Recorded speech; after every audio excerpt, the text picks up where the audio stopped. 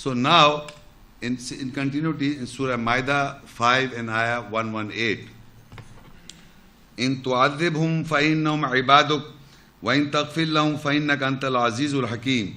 If you punish them, then surely they are your servants, and if you forgive them, then surely you are exalted in power, wise.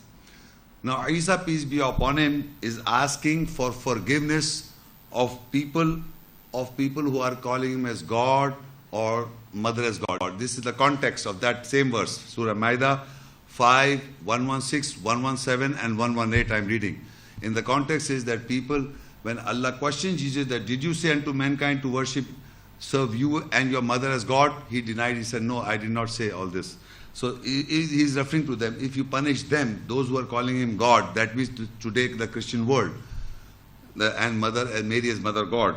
So Jesus said, if you punish them, then surely they are your servants. And if you forgive them, then surely you are exalted in power. If you forgive them, you are exalted in power. An amazing thing is that on the day of judgment, who's the knowledge of the hour? Jesus, وَإِنَّهُ لَعِلْمُ لِلسَّاعَةِ. Isa, peace be upon him, is the knowledge of the hour. In the whole Quran, on the day of judgment, what will happen? That the question is put forward to Jesus, and Jesus answer, and after that he asked for forgiveness. He himself. He did not say that only I am worried about my nafs, soul. People are saying that every messenger will answer to the question of God, I don't know about myself. And finally all the messenger will go to Muhammad sallallahu alaihi wasallam. This is in stories, not in the Quran.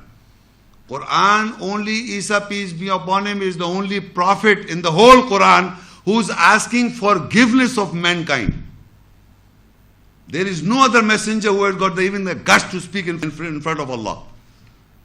He did not forgive. Allah did not forgive, in spite he asking, until you correct here now, the Christian world, if they think that he's God or son of God or God incarnate or even the Son, begotten Son.